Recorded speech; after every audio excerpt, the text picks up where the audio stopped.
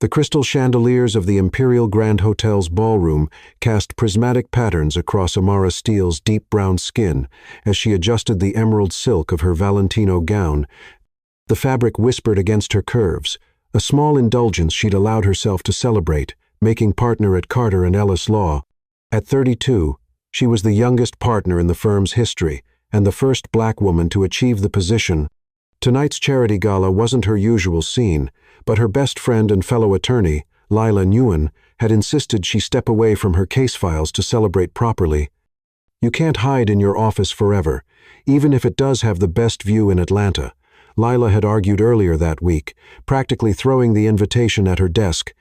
Now, standing amid Atlanta's elite, Amara wondered if she should have stayed with her comfortable routine of late nights and legal briefs. The annual Children's Hospital Charity Gala transformed the already opulent Imperial Grand into a wintertime fantasy. Despite Atlanta's perpetual warmth, ice sculptures caught the light, their crystalline surfaces reflecting the soft blues and silvers that dominated the decor. The city's most influential figures moved through the space like pieces on a chessboard, each interaction calculated and measured. Amara's fingers brushed the delicate diamond drop earrings her father had given her when she passed the bar exam. Judge Marcus Steele's words echoed in her memory. "Remember, Sparrow, you've earned your place at every table." The nickname, given for her habit of soaring to new heights, felt particularly apt tonight. She made her way to the bar, her Louboutin heels clicking against the marble floor. The Thompson merger case files threatened to invade her thoughts. Tomorrow's negotiations could make or break her reputation as partner, but she pushed them aside. One night of freedom from corporate law wouldn't unravel 7 years of dedicated work. "Macallan 18, neat," she told the bartender, earning an appreciative glance from the silver-haired man 2 seats down. Her choice in scotch often surprised people, another small rebellion against expectations. "Make that 2, a deep voice said from behind her, "and put both on my tab." Amara turned, a polite refusal ready on her lips, but the words died in her throat. The man standing there commanded attention, not through any obvious effort, but through sheer presence. Tall and broad-shouldered, he wore his bespoke tuxedo like armor, the black fabric emphasizing his athletic build. But it was his eyes that caught and held her attention, ice blue and intensely focused, set in a face that belonged in Renaissance paintings. "I prefer to buy my own drinks," she said, recovering her composure. "But thank you for the offer." His lips curved into a slight smile. "Independent.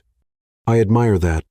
He settled onto the bar stool next to her, close enough that she caught the subtle scent of his cologne, something expensive and understated with notes of cedar and bergamot.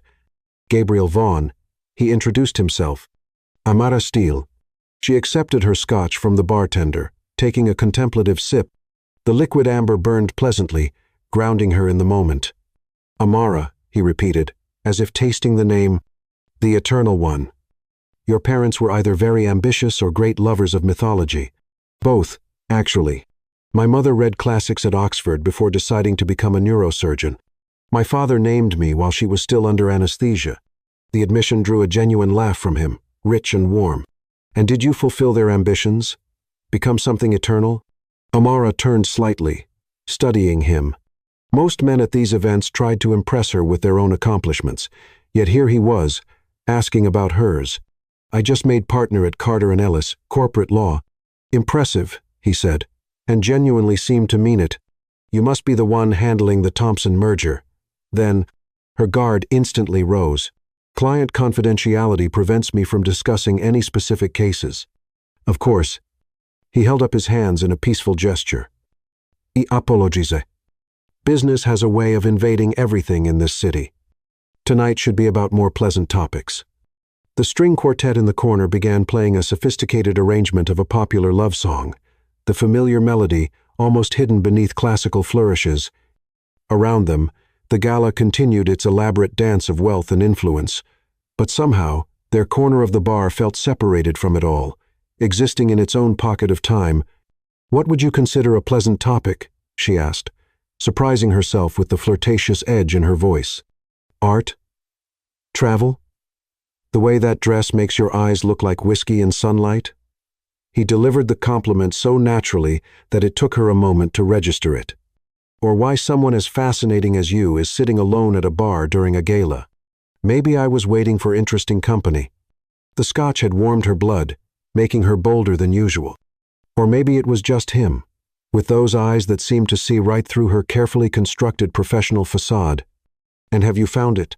Their conversation flowed as easily as the scotch, moving from art to architecture, from travel stories to childhood dreams. Gabriel possessed a sharp wit that matched his obvious intelligence, catching all her literary references and returning them in kind. He spoke passionately about historical preservation in architecture, the importance of maintaining a city's soul while allowing it to grow. When he asked her to dance, she found herself accepting without hesitation. His hand at her waist was warm and sure as he led her onto the floor, joining the other couples as the quartet began a waltz. They moved together as if they had danced 1,000 times before, her body fitting perfectly against his larger frame. "You dance well for a corporate lawyer," he murmured, guiding her through a turn. "You're not so bad yourself for whatever it is you do." She realized she still didn't know his profession but found she didn't care. Tonight wasn't about networking or business connections. Tonight, I'm just a man dancing with a beautiful woman. The answer should have seemed like a line, but his sincerity made it charming instead.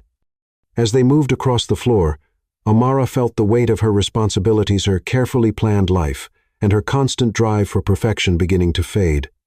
For once, she simply existed in the moment, letting herself feel everything.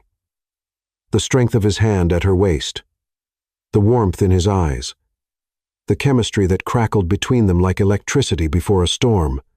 The dance ended, but neither of them moved to separate. Around them, the gala was reaching its peak, the energy shifting as champagne flowed freely and inhibitions lowered. The winter wonderland theme took on a magical quality in the dimmed lighting, ice sculptures glowing from within like frozen stars. "The terrace?" Gabriel suggested, his voice low and intimate. "The view of the city is spectacular." She knew she should decline, knew that following a stranger onto a darkened terrace wasn't the behavior expected of a newly minted law partner.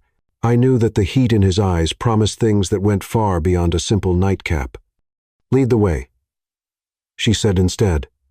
The Atlanta skyline spread before them like a carpet of stars, the city lights twinkling in the velvet darkness of the Georgia night. The air held the peculiar warmth of a southern winter, just cool enough to raise goosebumps on her bare shoulders. Without a word, Gabriel shrugged out of his tuxedo jacket and draped it over her, his hands lingering on her shoulders. "Beautiful," he said, but when she turned to look at him, he wasn't watching the skyline. "You don't know anything about me," she whispered, even as she leaned slightly into his touch. "I know you're brilliant. I know you're passionate about your work, but wonder sometimes if you've lost something in pursuit of success. I know you have walls built so high that most men wouldn't even attempt to scale them." His fingers traced her shoulder. "Featherlight. And I know that tonight, you're considering letting those walls down, just a little. You seem very sure of yourself. Only about things I want badly enough." The kiss, when it came, felt inevitable. His lips were warm and sure against hers, one hand cupping her face while the other drew her closer. Amara melted into him, all her usual reservations forgotten in the heat of the moment. He kissed like a man who knew exactly what he wanted and exactly how to get it. But there was a tenderness underlying the passion that made her heart race. When they finally parted, both slightly breathless, the sounds of the gala seemed very far away. The world had narrowed to just this, his eyes dark with desire, her hands fisted in his shirt, the chemistry between them almost visible in the moonlight. "Come up to my suite," he said, his voice rough. "Please." A lifetime of careful decisions and measured responses had led Amara to where she was today. She'd never been the type to have one-night stands or go home with handsome strangers. Her life ran on schedules and plans, on carefully considered choices and logical progressions. But tonight, logic seemed very far away. Tonight was about feeling instead of thinking, about taking chances instead of playing it safe. Tonight was about the way he looked at her, like she was something precious and wild at the same time, about the electricity that sparked between them with every touch. "Yes," she said simply, and watched his eyes darken further at her directness. The elevator ride to the penthouse level was charged with anticipation, their reflection in the mirrored walls showing them as a striking couple. Her emerald dress complementing his classic black and white, her warm brown skin glowing against his fair complexion. They didn't speak, but his hand never left the small of her back, burning through the silk of her dress. His suite occupied the entire top floor of the hotel, a fact that should have triggered questions in her legal mind about exactly who he was, but those thoughts disappeared when he pulled her into another searing kiss as soon as the elevator doors closed behind them. This kiss was hungrier than the one on the terrace. All pretense of restraint gone. They left a trail of clothing across the marble floors. His bow tie, her earrings, shoes abandoned like breadcrumbs leading to the master bedroom. The city lights through the floor-to-ceiling windows painted their skin in patterns of shadow and light as they explored each other with increasing urgency. Later, much later, they lay tangled in Egyptian cotton sheets, the night sky visible through the windows. Amara's head rested on Gabriel's chest, his heartbeat strong and steady beneath her ear. Neither spoke, unwilling to break the peaceful moment with words that might make it too real, too complicated. Eventually, she drifted off to sleep, lulled by his warmth and the bone-deep satisfaction of their passion. When she woke just before dawn, she slipped quietly from the bed, gathered her clothes, and left without waking him. It was better this way, she told herself, one perfect night, unmarred by morning after awkwardness or the complications of real life. She didn't know that this night would change everything, didn't know that in 6 weeks, 2 pink lines on a pregnancy test would shatter her carefully ordered world, didn't know that the mysterious Gabriel was actually Gabriel Vaughn, CEO of Vaughn Hospitality and father of twin boys, didn't know that their paths would cross again in the most unexpected way, or that their one night of passion would lead to a love story more epic than any muse could have imagined. But for now, as she rode the elevator down to the lobby in her evening gown, she simply smiled, touching her lips where she could still feel his kisses. Sometimes, she thought, the most powerful choices were the ones that didn't feel like choices at all, but like destiny stepping in and taking the reins. Behind her, the sun began to rise over Atlanta, painting the sky in shades of pink and gold, heralding the dawn of a new day and a new chapter in both their lives.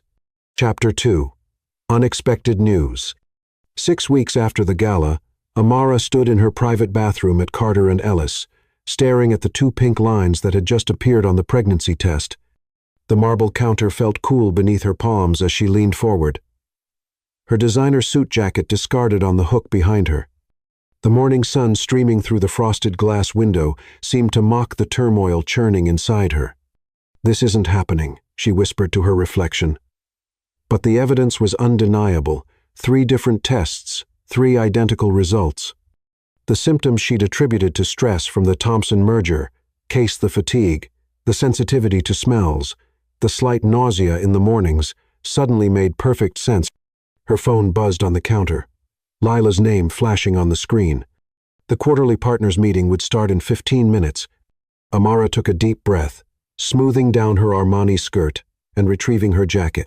She had built her career on handling impossible situations with grace under pressure. This would be no different. Across town, in the penthouse office suite of Vaughn Hospitality, Gabriel Vaughn stood at his floor-to-ceiling windows, watching Atlanta's morning traffic crawl far below. His twin sons, Ethan and Noah, had just been dropped off at Atlanta Preparatory Academy in their matching uniforms, their bright blue eyes mirror images of his own, still clouded with sleep. Mr. Vaughn, his executive assistant, Sophie, appeared in the doorway. "The board members are assembled for the quarterly review." Gabriel nodded, adjusting his titanium watch, a gift from the twins on his last birthday, purchased with their allowance and their Aunt Elisa's help. At 8 years old, they were already showing signs of the men they would become. Ethan, with his serious dedication to following in Gabriel's footsteps. Noah, with his artistic soul and endless questions about their mother. The thought of their mother, Eleanor, still brought a dull ache, even after 8 years. She had hemorrhaged during the twins' birth, leaving Gabriel alone with 2 newborns and an empire to run. He had thrown himself into both responsibilities with equal dedication, determined that his sons would never feel the absence of either parent's love. But lately, the empty side of his bed seemed more noticeable. The memory of that night 6 weeks ago haunted him, the woman in emerald green who had matched him drink for drink, wit for wit. Amara. He had searched for her afterward, but without a last name, and with Atlanta's social circles being surprisingly vast, he had come up empty. The Hamilton Holdings proposal is first on the agenda, Sophie reminded him as they walked toward the boardroom. Mr. Hamilton has been quite insistent about discussing a potential merger. Gabriel's jaw tightened. Victor Hamilton had been his mentor once, teaching him the hotel business when he first took over Vaughn Hospitality after his father's death. But Hamilton's recent attempts to acquire smaller hotel chains had become increasingly aggressive, and Gabriel suspected his former mentor saw Vaughn Hospitality as his next target. Back at Carter and Ellis, Amara sat in her office after the partners' meeting. Her laptop opened to a calendar that now held new significance. The gala had been exactly 6 weeks ago. She had been so careful her entire adult life. But one night-tone, magical, reckless night had changed everything. Her office door opened, and Lila walked in without knocking, their years of friendship allowing such liberties. "You look like you've seen a ghost," she said, closing the door behind her, "and you barely said 2 words in the meeting." The Amara I know would have been all over the new international expansion plans. Amara looked at her friend, the weight of her secret suddenly too heavy to bear alone.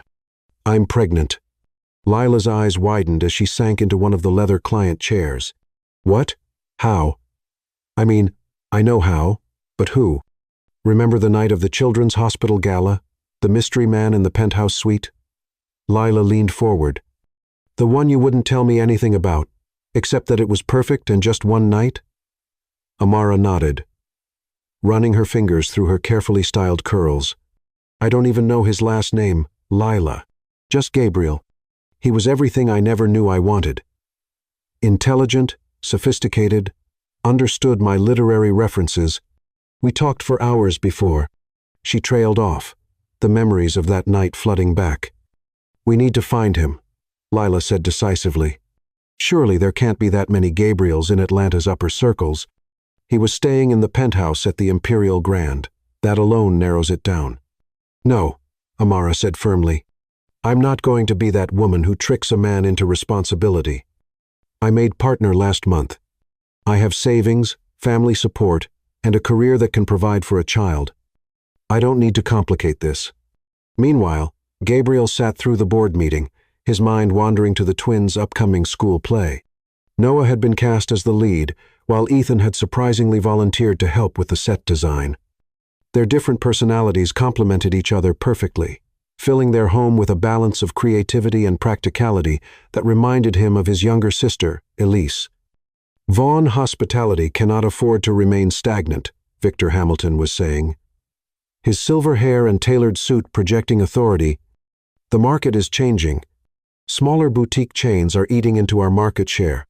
A merger with Hamilton Holdings would position us to dominate the luxury hotel market across 3 continents. Our market share is fine," Gabriel replied coolly. "Our new sustainability initiatives have actually increased bookings among younger travelers, and our historic preservation projects have garnered excellent press." "Speaking of press," Hamilton said, sliding a tablet across the table, "have you seen the latest Society blog posts? Your appearance at the Children's Hospital Gala caused quite a stir. The mysterious woman in green. The board is concerned about your personal life affecting share prices." Gabriel's hand tightened on his pen. "My personal life is not up for board discussion, neither are my children, before you go there. Now, if we could return to actual business matters." The meeting continued, but Gabriel's thoughts kept drifting to that night. He had woken alone, not surprised but still disappointed. Only a lingering trace of her perfume on his pillow proved it hadn't been a dream. Something about her had called to him on a level he hadn't experienced since Eleanor, the way she carried herself, the sharp intelligence behind her eyes, the surprising softness she revealed when she let her guard down. In her office, Amara finished her 3rd cup of ginger tea, a replacement for her usual coffee.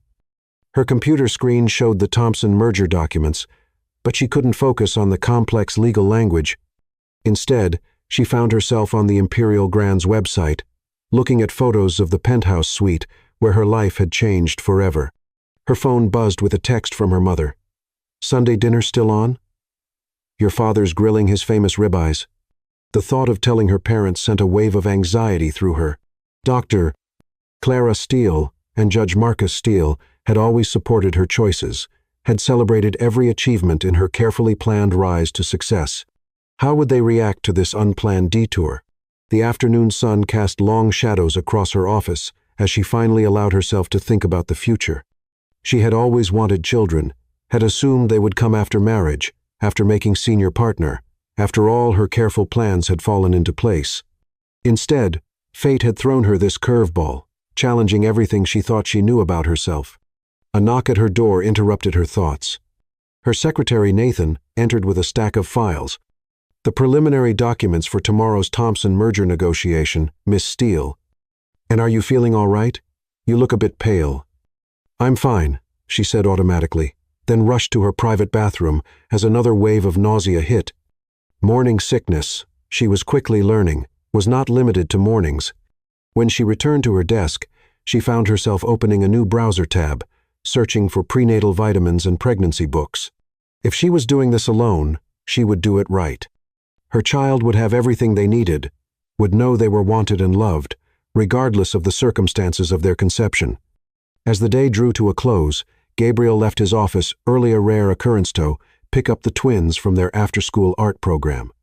Elise had started it at the hotel's community center, turning an unused conference room into a studio where children could explore their creativity.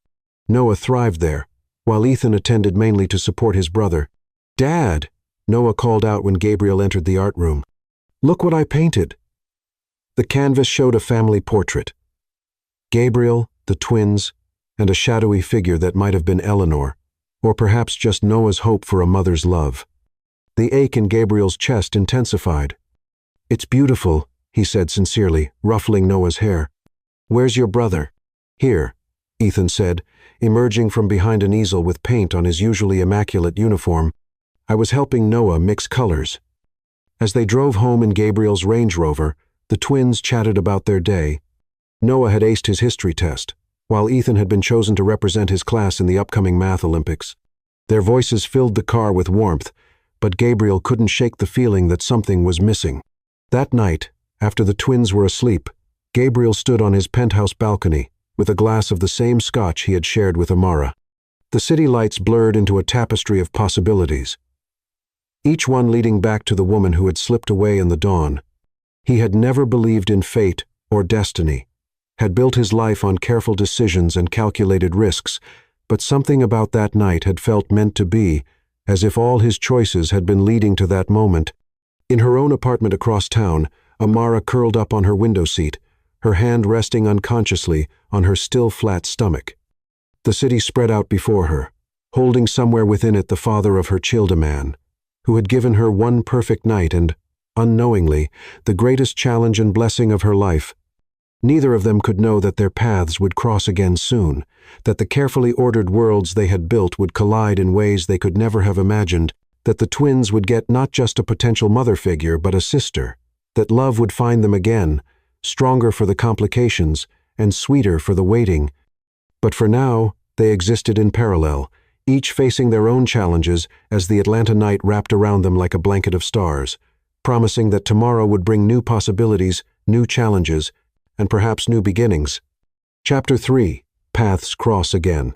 The morning of the Thompson merger negotiation arrived with cruel clarity. Amara entered the Imperial Grand's Executive Conference Center, memories of that night 6 weeks ago threatening to overwhelm her. Her dark blue Chanel suit felt like armor as she prepared for what should have been the crowning achievement of her new partnership. Conference room. "A is ready, Miss Steele." The concierge informed her, his voice echoing in the marble hallway. She set up her materials with precise movements, fighting the slight nausea that had become her constant companion. Lila arrived with their junior associates, placing a cup of ginger tea at her elbow, their new morning ritual, since coffee had become her enemy. "Ready to make history?" Lila asked. Before Amara could respond, a voice from the hallway stopped her heart. "The twins' school play is next week, Sophie. Make sure the Tokyo video conference is rescheduled." That voice. She knew that voice. The double doors swung open, and Gabriel Vaughn strode in, even more handsome in his business persona than he had been in his tuxedo. His perfectly tailored Tom Ford suit commanded attention, but it was his ice-blue eyes that caught and held her gaze across the conference table. Recognition, shock, and something else flashed across his face before his professional mask slipped back into place. He faltered for just a moment, so briefly that only someone watching closely would have noticed. "Miss Steele," he said smoothly, extending his hand. "Gabriel Vaughn, CEO of Vaughn Hospitality." His touch sent electricity through her arm, memories of those same hands on her skin, threatening to shatter her composure. "Mr. Vaughn, pleasure to meet you." Lila's sharp intake of breath confirmed that her friend had made the connection. Gabriel, the mysterious man from the gala, the father of her unborn child, was Vaughn Hospitality's enigmatic CEO and one of Atlanta's most eligible widowers. Victor Hamilton's voice cut through the tension. "Shall we begin? We have a lot to cover." The next hour passed in a blur of professional detachment as they negotiated the Thompson merger terms. Amara presented with precision and clarity, never letting her voice waver. Gabriel responded with counteroffers that demonstrated why he'd built Vaughn Hospitality into an international powerhouse. During a brief recess, Amara escaped to her private bathroom, pressing her forehead against the cool mirror. A knock made her jump. "Amara," Lila's voice was urgent. "You need to see this." She opened the door to find her friend holding a tablet open to a society blog. The headline made her blood run cold. Vaughn Hospitality, CEO's mystery woman. Who was the beauty in green at the Children's Hospital Gala? The article included a grainy photo of them dancing, her emerald dress unmistakable. The caption speculated about whether Atlanta's most eligible widower had finally found love again. "It's been 6 weeks," Lila whispered. "The timing, Amara. He needs to know. Not now. Not in the middle of the biggest merger negotiation of my career." When they returned to the conference room, Hamilton was speaking quietly to Gabriel, who looked increasingly annoyed. The older man's eyes tracked Amara as she took her seat, a calculating gleam in them that made her uneasy. The rest of the meeting passed in a haze of legal terms and financial projections. By the time they broke for lunch, a preliminary agreement had been reached on most major points. "Miss Steele," Gabriel's voice stopped her as the others filed out. "A moment of your time?" Lila squeezed her arm as she left, closing the door behind her. Silence fell over the conference room, heavy with unspoken words. "Amara," he said softly, her name on his lips bringing back memories of whispered endearments in the dark. "Don't." She held up her hand. "This is a professional meeting, Mr. Vaughn. Nothing more." "Nothing more?" He moved closer, still maintaining a respectable distance but close enough that she could smell his cologne, the same one from that night. "We need to talk about what happened. We had one night, a beautiful night, but just one. Now we have a business relationship to maintain." His eyes searched her face. "Is that really all it was to you? One night?" Before she could answer, Sophie appeared. "Mr. Vaughn, Mr. Hamilton needs you for an urgent call with the board." Gabriel's jaw tightened. "Tell him I'll be there shortly." He turned back to Amara. "This conversation isn't over. Have dinner with me tonight." "I can't." The words came out too quickly.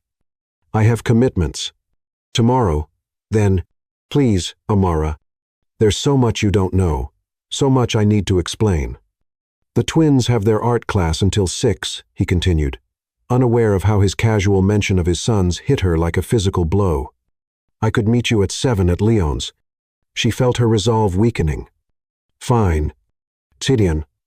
Relief flooded his features. "Thank you." He took a step closer, then seemed to think better of it. "Until tomorrow. Then." She waited until he left before sinking into her chair, one hand pressed against her still flat stomach where their child grew. Somewhere above them, the same penthouse suite where their story began waited silently, holding memories of a night that had changed everything. The afternoon session was torture. Every time Gabriel spoke, she found herself studying him through new eyes, not just as her one-night stand or her business associate, but as the father of her child. She noticed things she'd missed earlier, the slight shadows under his eyes that spoke of sleepless nights, the way he checked his phone during breaks, probably messages about the twins, the wedding ring tan line that had faded but not disappeared. As the meeting concluded and hands were shaken, Amara managed to escape without any more private conversations with Gabriel, but she felt his eyes on her as she left. Their paths had crossed again, but now the simple passion of that first night was complicated by business, family, and the secret growing beneath her heart. That evening, as she lay in bed trying to sleep, her phone buzzed with a text from an unknown number. "Thank you for agreeing to dinner. There's so much I want to tell you about that night and every day since. Gee." She stared at the message until her vision blurred with tears. How had her carefully ordered life become so complicated, and why did part of her heart leap with joy at the prospect of seeing him again? The Atlanta skyline twinkled outside her window, the same view they'd shared from his penthouse that night. Tomorrow would bring new challenges, but for now, she allowed herself to remember the magic of their first meeting and wonder what tomorrow's dinner might bring. Chapter 4: Truth and Consequences. The morning of the pivotal court proceeding for the Thompson merger preliminary injunction, Amara stood before the mirror in her office bathroom, scrutinizing her appearance. Her Dior suit still fit perfectly, but she knew it wouldn't for much longer.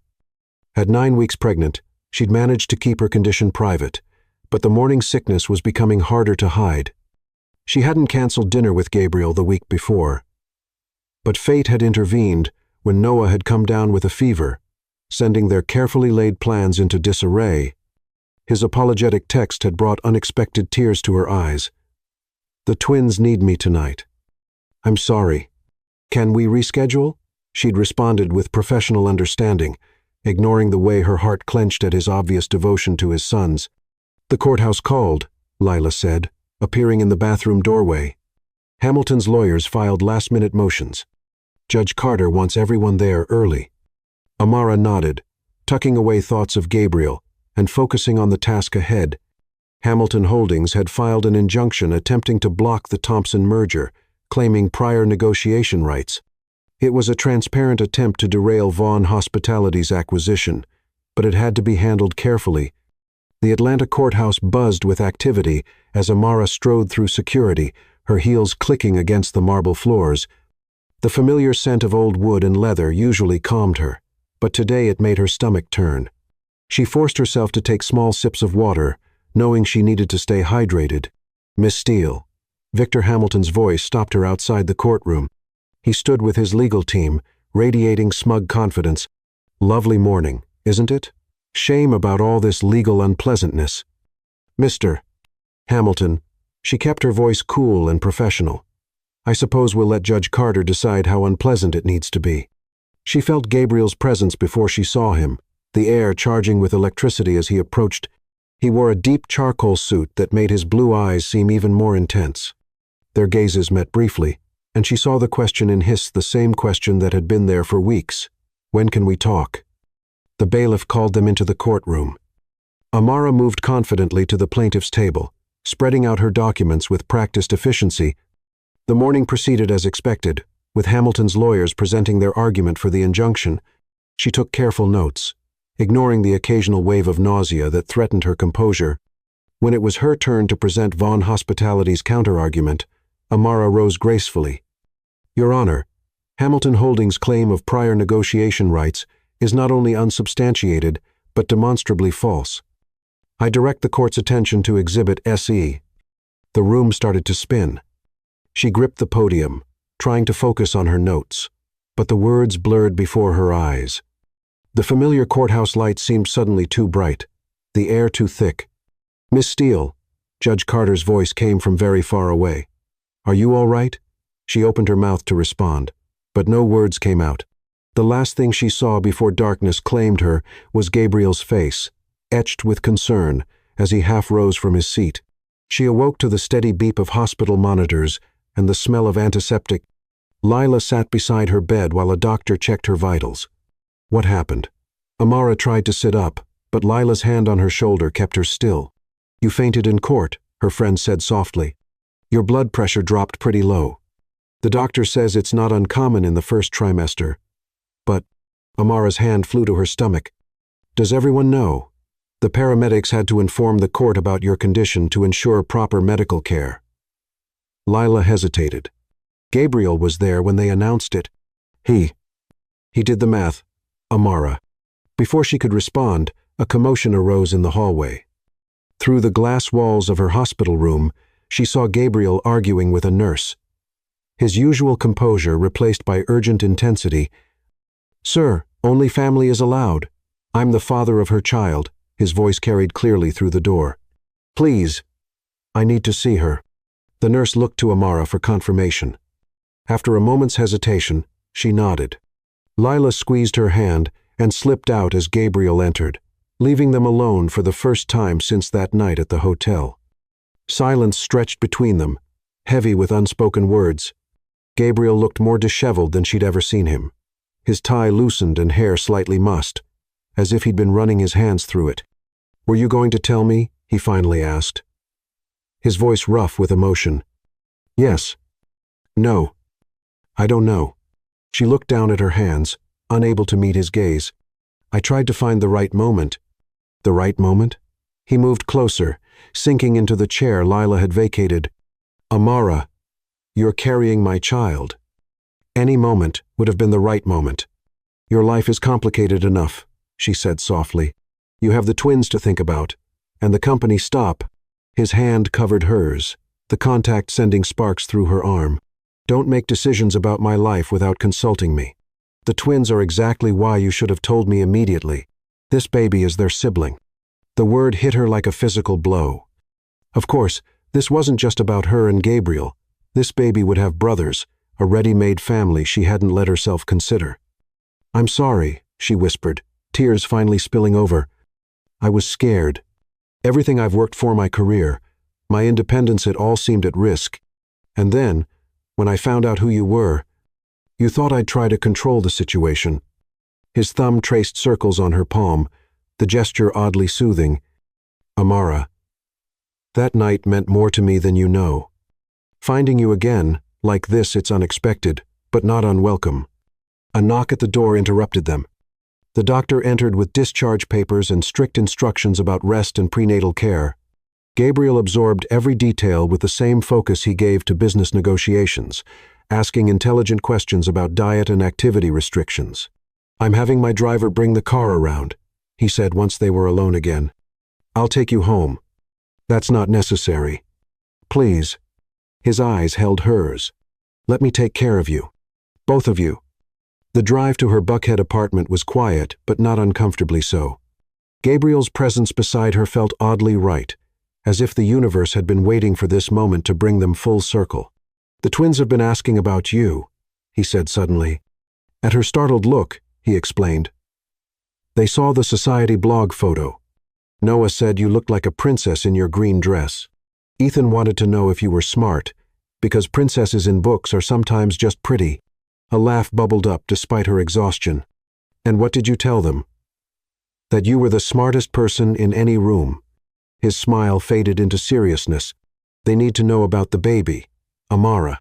They're old enough to understand, and they deserve to be part of this from the beginning." She nodded slowly. "How do you think they'll take it?" "Noah will be thrilled.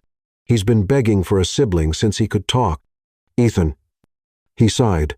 "Ethan might take longer to adjust. He's very protective of our family unit." They arrived at her building, and Gabriel insisted on walking her to her door. In the elevator, she found herself studying his profile, seeing the father of her child instead of just the handsome stranger from that magical night. "We need to talk about how to handle this publicly," he said as she unlocked her door. "The merger. The pregnancy, it's going to be complicated." "I know." She turned to face him, suddenly needing him to understand. "I never meant for any of this to happen. Sometimes the best things in life are unplanned." His hand cupped her cheek, thumb brushing away a tear she hadn't realized had fallen. "That night, I'd closed myself off for so long after Eleanor died. The twins were enough, my work was enough. Then I met you, and suddenly, enough didn't seem like enough anymore." The sincerity in his voice undid her completely.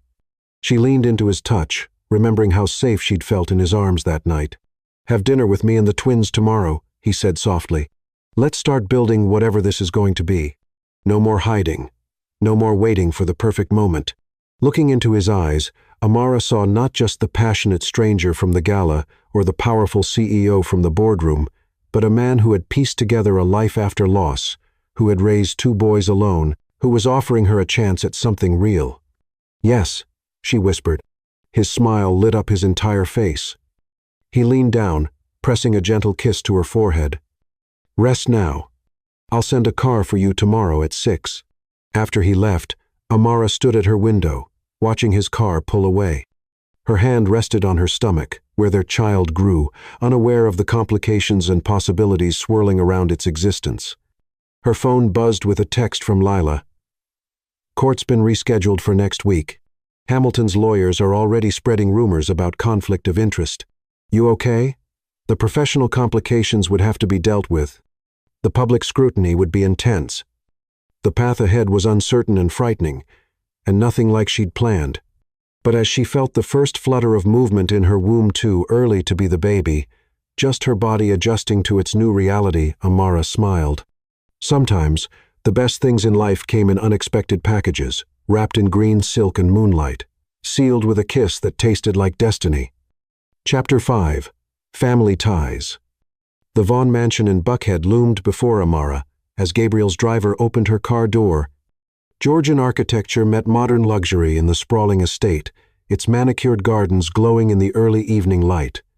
She smoothed her cashmere sweater dress, chosen carefully to be elegant yet approachable for meeting the twins. "They're excited to meet you," Gabriel said, appearing at the front door. He looked different here, more relaxed in dark jeans and a navy cashmere sweater that matched his eyes. "Though I should warn you, Elise is here too." As if summoned, a willowy woman with Gabriel's blue eyes and wild auburn curls emerged behind him. Elise Vaughn wore paint-splattered designer jeans and a silk blouse, somehow making the combination look intentional rather than haphazard. "So, you're the woman who's turned my brother's world upside down," Elise said, studying Amara with frank curiosity. "Twice, apparently." "Elise," Gabriel warned, but his sister waved him off. "The boys are in the art room," she continued. "They've been asking about you all day. Noah's already painted 3 pictures of what he thinks the baby might look like." The mention of the baby hung in the air for a moment. They'd agreed to tell the twins tonight, but Elise's casual reference reminded Amara how quickly news traveled in their circles. Inside, the house was a perfect blend of historic architecture and contemporary comfort. Family photos lined the walls, the twins through various stages of growth, Gabriel teaching them to swim, Elise covered in paint with the boys, in what looked like an art class. Squeals of laughter led them to a bright room overlooking the garden. 2 identical boys with their father's blue eyes and dark hair were engaged in what appeared to be an epic battle with paintbrushes. "Ethan started it," Noah said immediately, lowering his brush. "Did not," Ethan protested, then caught sight of Amara. His expression shifted from playful to serious. In an instant, "You're the lady from the photo." "Boys," Gabriel said, his voice gentle but firm. "This is Amara Steele. She's very special to me." Noah bounced forward immediately, paint-stained hands clasped behind his back. "Did you really wear that green dress? It looked like magic in the picture. I tried to paint it, but I couldn't get the color right." "It was emerald green," Amara said, charmed by his enthusiasm, "like the gemstone." "That's what I said." Noah turned to his brother triumphantly. "You said it was forest green." Ethan hung back, studying her with an intensity that reminded her of his father in the boardroom. "Dad said you're a lawyer. Do you help people?" "I try to," she answered honestly. "I help businesses solve their problems legally and fairly." "Like Dad's hotel problem?" Ethan pressed. "I heard Uncle Victor saying mean things about Dad's company on television." Gabriel stiffened beside her, but Amara maintained her composure.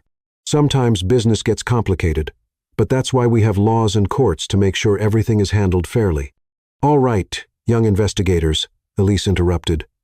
"Why don't you show Amara your latest art projects while Dad and I check on dinner?" As Gabriel and Elise left, Noah grabbed Amara's hand, pulling her toward an easel. "I'm working on a series that means lots of paintings that go together, like Dad's hotel chain." Ethan followed more slowly, but his curiosity seemed to overcome his reserve. "Do you like art too?" "Aunt Elise says everyone can be artistic in their own way." "I love art," Amara said, examining Noah's vibrant abstract painting, "but I'm better at appreciating it than creating it. My mother used to take me to galleries every Sunday after church. Our mom died when we were born, Noah said matter-of-factly. But Dad and Aunt Elise tell us stories about her. She liked to garden. That's why we have so many flowers. Amara's heart clenched at the casual mention of Eleanor. In the kitchen, she could hear Gabriel and Elise's voices rising in what seemed like an argument. They already lost one mother, Elise was saying. If this goes wrong, it won't. Gabriel cut her off. Amara is different. You don't know her like I do. That's exactly my point. Neither do you, really. One night and a few business meetings don't. Did you really dance with Dad at the party? Ethan asked loudly, clearly trying to drown out the argument. He never dances, not even at Uncle Victor's Christmas party. We did dance, Amara confirmed, grateful for the distraction. Your father is quite good at it. He's good at everything, Ethan said proudly, except cooking. That's why we have Mrs. Lopez. As if on cue, a warm, motherly woman appeared in the doorway. Dinner is ready, niños. Go wash those hands. I see the paint from here. The twins scampered off, leaving Amara with the housekeeper, who had clearly helped raise them. Mrs. Lopez's dark eyes were kind, but assessing as she looked Amara over. They are good boys, she said softly. They have had enough change in their lives, enough disappointment. You understand? Before Amara could respond, Gabriel returned, his expression softening at seeing her surrounded by his son's artwork. Ready for dinner? We have some news to share. The formal dining room had been bypassed in favor of the cozier breakfast nook, with its view of the illuminated garden. The twins were already seated, faces scrubbed clean of paint. Elise took the seat beside Ethan, leaving Amara between Gabriel and Noah. Before we eat, Gabriel began, his hand finding Amara's under the table. There's something important we need to tell you both. Noah's eyes lit up, but Ethan went very still. Are you getting married? He asked, his voice small. No, honey, Amara said gently, but something just as important is happening. You're going to have a new brother or sister. Silence fell over the table. Noah's fork clattered against his plate. A baby? He whispered, awe in his voice. Really?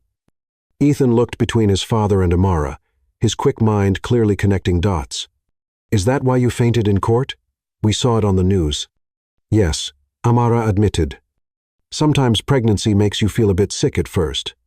But I'm fine now. Where will the baby sleep? Noah asked, practically bouncing in his chair. Can it sleep in my room? I'll be the best big brother ever. The baby won't come for several more months, Gabriel explained. We have time to figure everything out. Will you live here with the baby? Ethan's question cut through Noah's excitement. We haven't figured out all the details yet, Gabriel said carefully, but Amara and the baby will be part of our family. We had a family, Ethan said, pushing back from the table, before she came and ruined everything. He ran from the room, leaving stunned silence in his wake. Noah looked torn between following his brother and staying to ask more questions about the baby. I'll go, Elise said, rising. He needs time to process. Amara felt tears threatening but forced them back. Pregnancy hormones made her emotions volatile, but she refused to break down now. I'm sorry, Gabriel murmured, squeezing her hand. He's always been sensitive to change. Don't be sad, Noah said, coming around to hug her impulsively. Ethan was mad when Dad got him a new backpack, too. He just likes things to stay the same. Mrs. Lopez appeared with perfect timing, serving their dinner as if nothing had happened. The conversation gradually resumed, with Noah peppering them with questions about the baby and his future role as a big brother. Later, after Noah had been sent to bed with promises of helping to decorate the nursery, Amara found herself in Gabriel's study. Elise had reported that Ethan was calmer but wanted to be alone, a request they'd honored. He'll come around, Gabriel said, pouring them both sparkling water. He's more like me than I sometimes want to admit. We both need time to adjust to change. What if he doesn't? Amara sank onto the leather sofa. What if he always sees me as the woman who disrupts his life? He won't. Gabriel sat beside her, pulling her close. Ethan is struggling because he's scared. His whole life, it's been just us and Elise. The idea of loving someone new, of being vulnerable to loss again, it terrifies him. I understand that feeling all too well. She turned to look at him. And you? Are you terrified of losing me? Yes. His honesty surprised her. But I'm more terrified of not trying. That night at the gala, you woke something in me I thought had died with Eleanor. Finding out about the baby, it felt like the universe giving me a second chance at happiness, at family, even with all the complications. The merger, Hamilton, the media attention. Especially then. He traced her jaw with his finger. You're fighting for what's right in the boardroom and the courtroom. You're gentle with Noah's enthusiasm and patient with Ethan's fear. You're everything I never knew I was looking for. Their lips met in a soft kiss that quickly deepened, filled with all the emotion of the past weeks. When they finally parted, Amara rested her head on his shoulder, feeling truly at peace for the first time since seeing those two pink lines. Stay tonight, Gabriel whispered, not for anything but sleep. I sleep better when you're near. The admission, so vulnerable from such a powerful man, melted the last of her reserves. Okay. Later, as she lay in his arms in the master suite, Amara heard small footsteps in the hallway. The door creaked open slightly, and Ethan's voice came quietly through the gap. Dad, are you awake? Come here, buddy. Gabriel called softly. Ethan padded across the room, hesitating when he saw Amara, but something in her sleepy smile must have reassured him, because he climbed onto the bed, curling into his father's side. I'm sorry I was mean, he whispered. Noah said the baby is our for-real sibling, like, by blood. That's right, Gabriel confirmed. This baby will be connected to you, just like Noah is. So we have to protect it, Ethan said. Like I protect Noah when kids at school are mean about him being artistic. Amara felt tears spring to her eyes at the boy's protective instinct. That's very brave of you, Ethan. The baby will be lucky to have such strong big brothers. He was quiet for a long moment. Can I feel it? The baby? It's too small right now, she explained. But in a few months, you'll be able to feel it kick. Cool. He yawned hugely. Dad, can I stay here tonight? Just this once? Gabriel met Amara's eyes over his son's head, seeking permission. She nodded, her heart full, as Ethan drifted off between them. Amara realized that family wasn't just about blood or legal documents. It was about moments like this. Quiet understanding, forgiveness, and love, growing in unexpected places. Outside, Atlanta's lights twinkled like earthbound stars, while inside the Vaughn mansion, a new family configuration was taking shape, as delicate and precious as the life growing beneath Amara's heart. Chapter 6, Corporate Warfare. The morning headlines screamed across every major business publication. Hamilton Holdings launches hostile takeover, bid for Vaughn hospitality.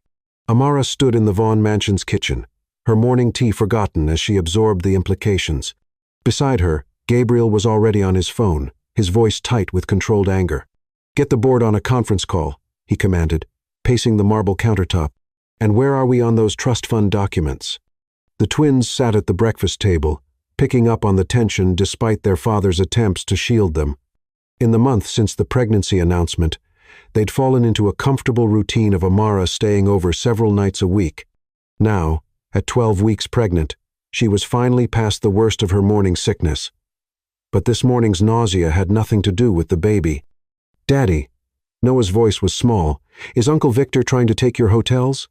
Gabriel's expression softened as he looked at his son. Don't worry about that, buddy. Everything's going to be fine. But Ethan, ever perceptive, wasn't so easily reassured. The news said he's using our trust funds as leverage. What does that mean? Hamilton had somehow gained partial control of the twins' trust funds, which held significant Vaughn hospitality stock. Their mother's family had set up the trusts, and now Hamilton was attempting to use them as part of his takeover strategy. It means, Amara said carefully, that Uncle Victor is trying to use money that belongs to you to help him buy your father's company. But we're not going to let that happen. Because you're a lawyer, Ethan said, newfound confidence in his voice. You can stop him. After the twins left for school with Mrs.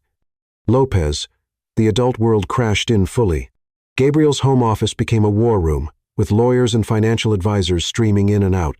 Amara attended remotely, maintaining professional distance due to her role in the Thompson merger. Hamilton's playing dirty, Lila reported during their lunch conference call. He's telling anyone who'll listen that your pregnancy compromises the merger negotiations.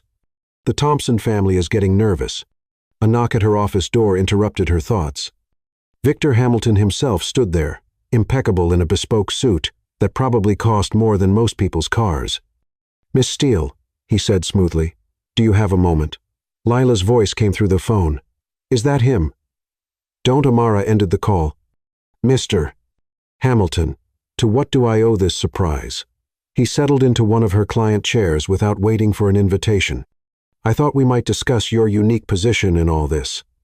I've already recused myself from any matters involving Hamilton Holdings." "Yes, very professional of you." His smile didn't reach his eyes. "But we both know this situation goes far beyond professional considerations. Those boys have been through so much already." Her hand instinctively moved to her stomach, where their sibling grew. "The twins are none of your concern." "No?" He raised an eyebrow. "Their trust funds, their inheritance, is being jeopardized by their father's stubborn refusal to see reason.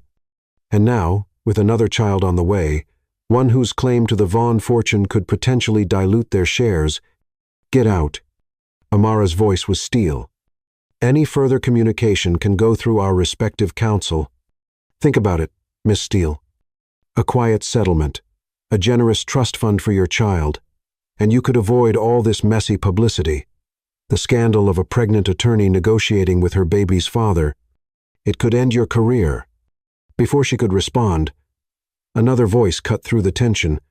"I believe Miss Steele asked you to leave." Elise stood in the doorway, her artist's smock incongruous in the law office setting, but her Vaughn bearing unmistakable. Hamilton's smile turned cold. "Elise, still playing with paint while your family's legacy crumbles? Better than playing with other people's lives." Elise moved to stand beside Amara. "You forget, Victor.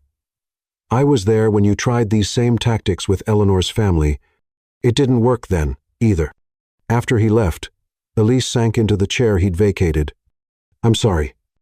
I came to see if you wanted lunch and overheard." "Thank you," Amara said sincerely, "for having my back." "Yeah, well," Elise smiled wryly. "Turns out I'm getting kind of attached to you, and that baby is my niece or nephew. Nobody threatens my family." Later that night, Amara curled up with Gabriel in his study after the twins were asleep. Financial reports and legal documents covered every surface as his team prepared for the next day's board meeting. "He's claiming the Thompson merger was compromised," Gabriel said, loosening his tie, "that our relationship affected the negotiations. If the board believes him, they won't." Amara moved behind him, massaging his tight shoulders. "The merger documents are clean. The terms are fair, and the timing works in our favor. We were already in final negotiations before I got you pregnant." His laugh held no humor. "God, Amara, I'm so sorry you're caught in this mess." "Hey." She turned his chair to face her. "I'm exactly where I want to be. Hamilton thinks he can use our relationship against us. Let him try. Love isn't a weakness, Gabriel. It's strength." He pulled her into his lap, one hand cradling her slightly rounded stomach. "When did you get so wise?" "Around the time your son explained to me that sometimes you have to break the rules to make better ones." At his questioning look, she smiled. "Ethan. He was telling me about how he convinced his art teacher that math and art are connected through sacred geometry." The next morning's board meeting proved decisive. Hamilton's takeover bid was rejected, his attempts to use the twins' trust funds blocked. As he stormed out of the boardroom, his face purple with rage, Amara felt the baby move for the first time, a tiny flutter of triumph. That night, after picking up the twins and celebrating with pizza and ice cream, the family gathered in the media room for movie night. Ethan fell asleep with his head on Amara's lap, while Noah curled against her side, one hand resting protectively on her bump. "Thank you," Gabriel whispered as the credits rolled. "For fighting for us. For believing in this family. Always," she promised, and meant it with every fiber of her being. The corporate war was won, but as she looked at their unconventional family unite, their brilliant stepson using her as a pillow, his artistic twin dreaming up nursery murals, Elise sketching them all in her ever-present notebook, and Gabriel watching them with love in his eyes, Amara knew the real victory wasn't in the boardroom. It was here, In the quiet moments between battles, where love grew stronger than any business empire. Chapter 7. Shadows of the Past. The autumn Atlanta sun streamed through the Vaughn mansion's windows as Amara sorted through paint samples for the nursery. At 16 weeks pregnant, her bump was now clearly visible, and the morning's ultrasound had confirmed they were having a girl. Noah sat cross-legged on the floor beside her, offering enthusiastic opinions on every shade of pink and purple. "What about this one?" he asked, holding up a soft sage green. "It's like your dress from the gala. The one where you and Dad fell in love." Amara smiled, touched by his romantic heart. "That's actually perfect. What do you think, Ethan?" Ethan looked up from his homework at the kitchen island. "It's better than pink, and green is supposed to be calming. I read that in a design magazine." The domestic peace was shattered by the sound of heels clicking on marble. "Mrs." Lopez appeared in the doorway, her face tight with concern. "Miss Amara, there's someone here to see Mr. Vaughn." She's quite insistent. Before Amara could respond, a striking blonde woman swept into the kitchen. She wore a designer suit that probably cost more than most cars, and her perfectly manicured hand clutched a leather portfolio. "Well," she said, her voice dripping with false sweetness, "isn't this cozy?" "Hello, boys. You've grown so much." Ethan went rigid, while Noah unconsciously moved closer to Amara. She placed a protective hand on his shoulder, instantly alert to their discomfort. "Isabella." Ethan's voice was cold in a way she'd never heard from an 8-year-old. "Dad's not here."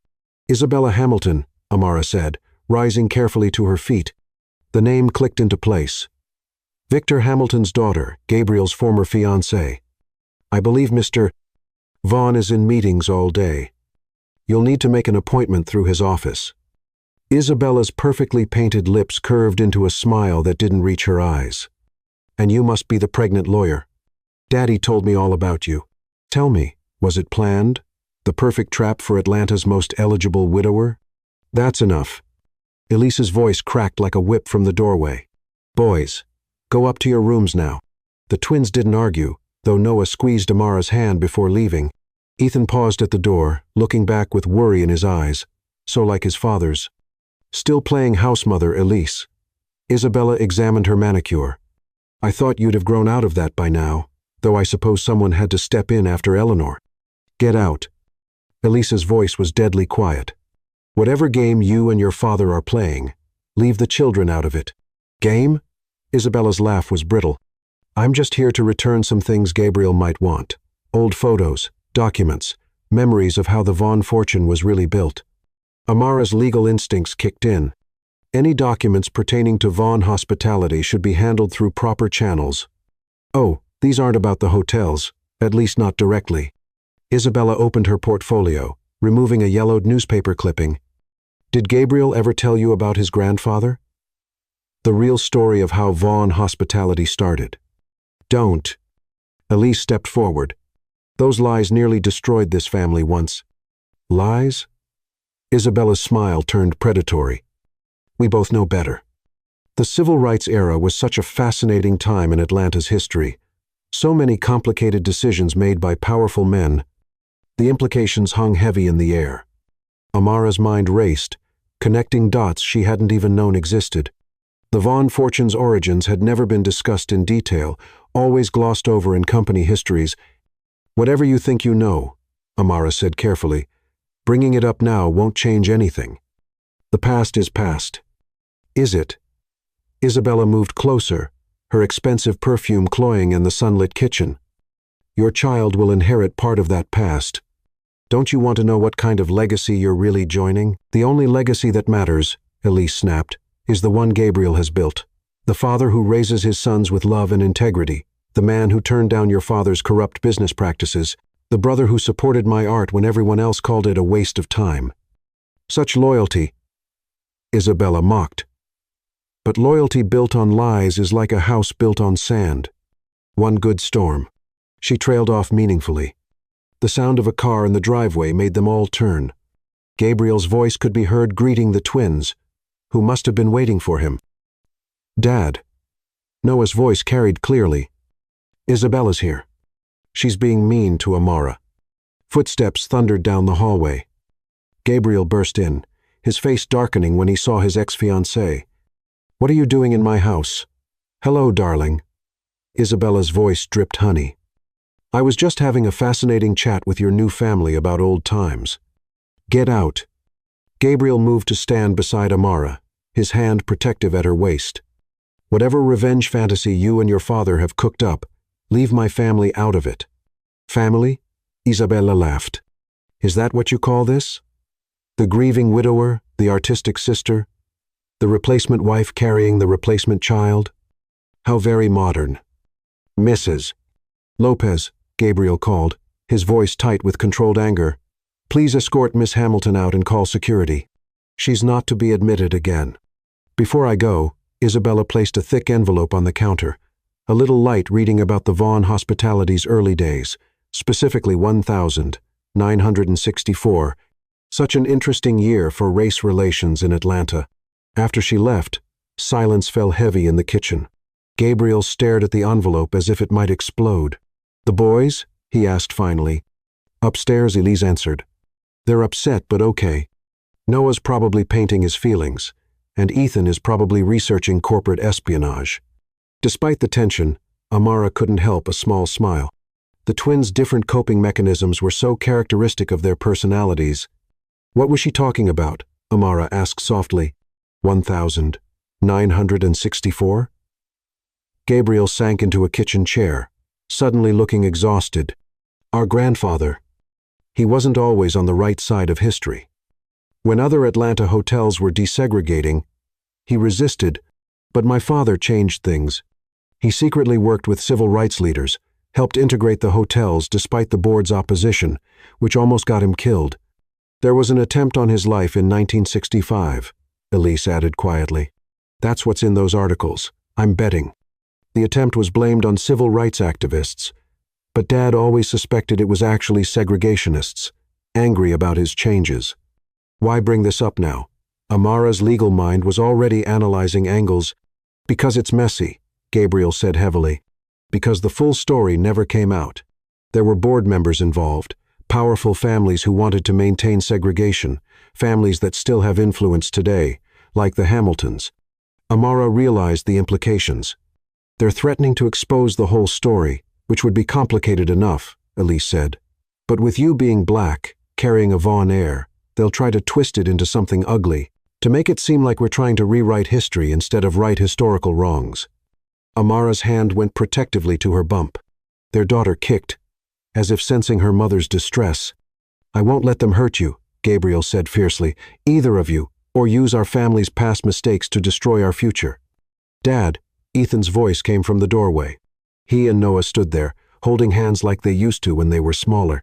Is it true about great-grandpa? Gabriel opened his arms, and both boys ran to him. Come here, both of you. Yes, your great-grandfather made some bad choices, but your grandfather was brave enough to change things. That's the real Vaughn legacy, not being afraid to admit mistakes and work to fix them. Is that why Isabella was mean to Amara? Noah asked. Because she's going to have our sister? Partly, Gabriel answered honestly, but mostly because some people don't like it when others are happy without them. She tried to send us to boarding school, Ethan said suddenly, when she was engaged to you. I heard her talking to Uncle Victor about it.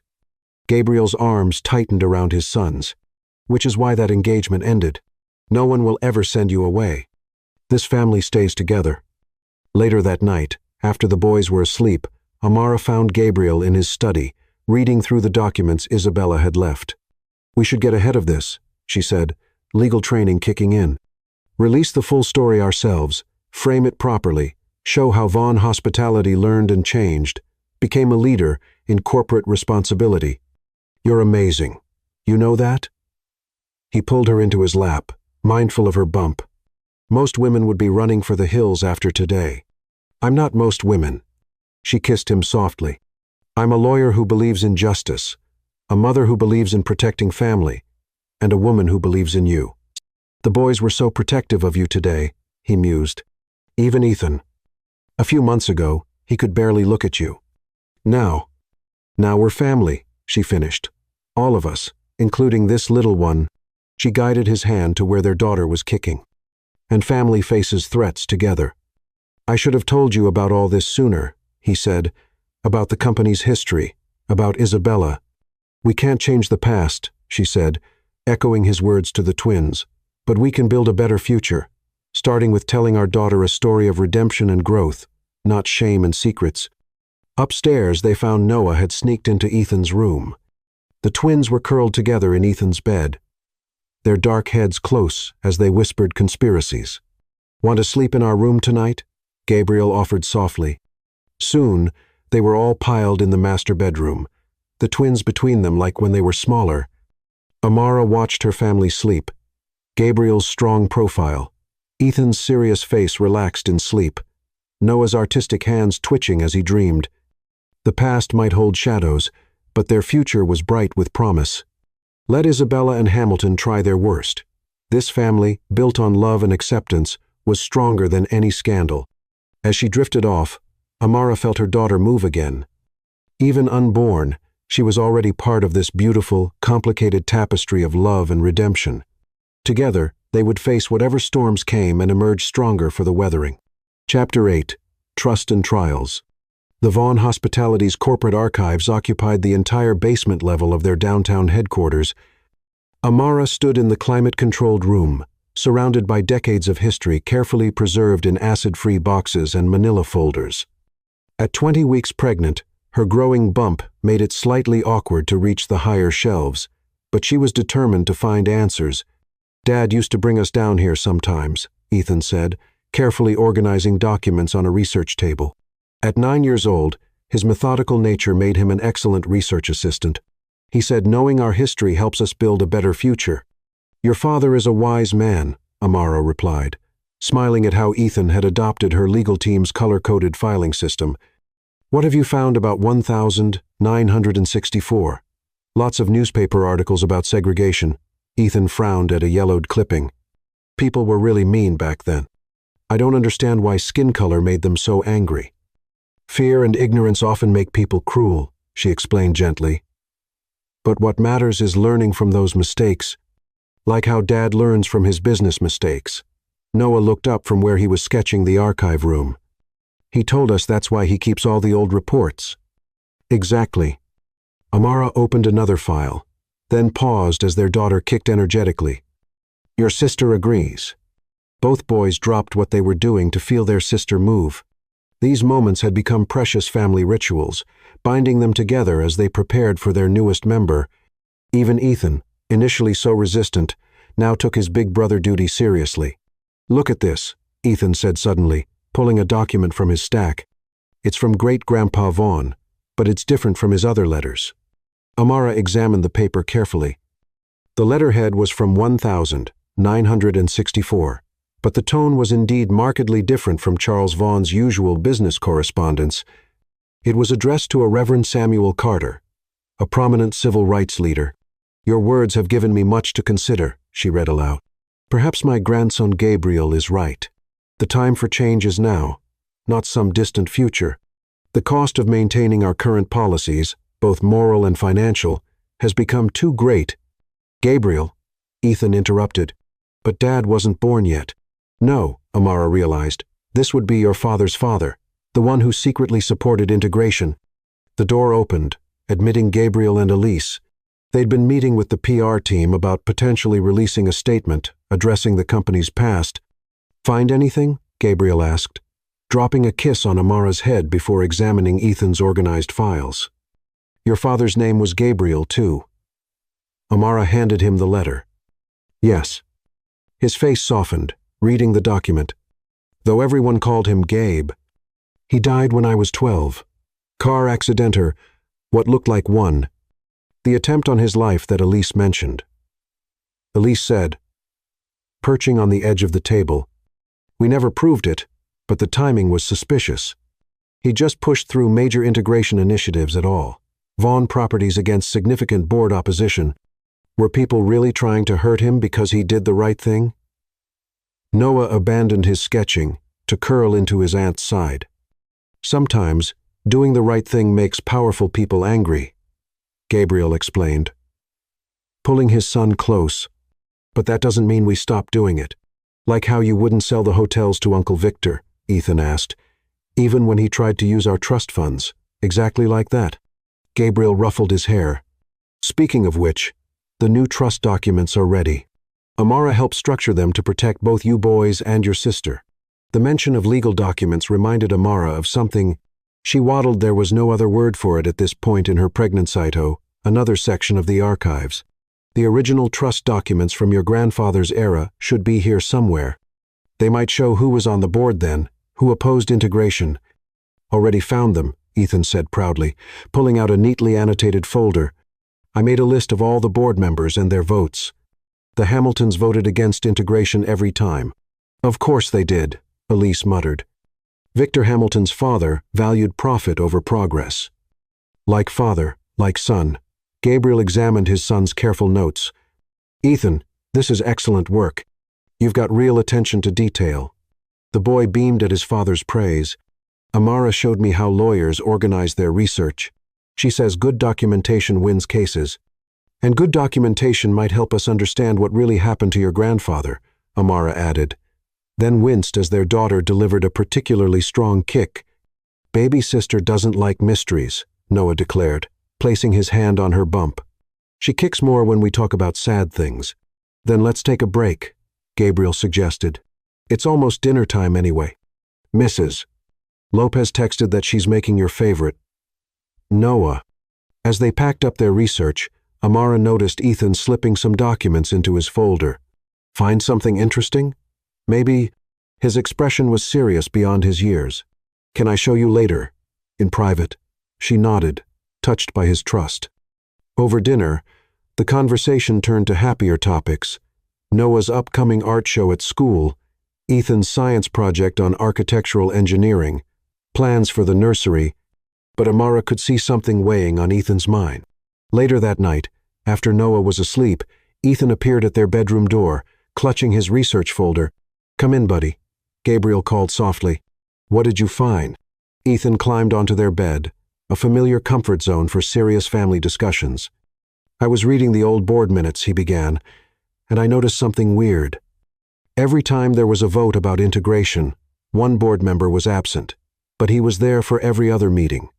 Who was it? Amara asked, though she had a sinking feeling she knew.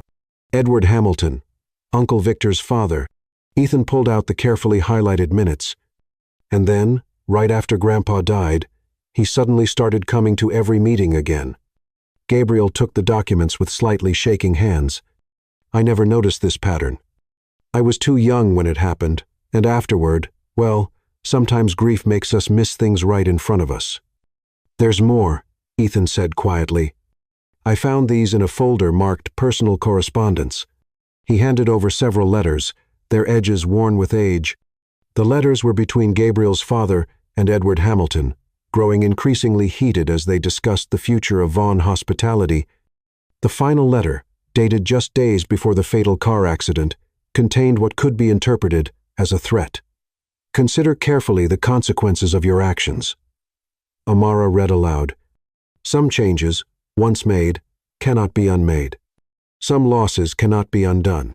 Gabriel's face had gone pale. All these years, we suspected but could never prove. We can prove it now, Ethan said firmly. I kept really good notes, just like Amara taught me. We can show everyone what really happened to Grandpa Gabe. Amara pulled him into a careful hug, mindful of her bump. You're absolutely right. This is exactly the kind of careful research that uncovers the truth. But it might not be enough for legal action, Gabriel cautioned gently.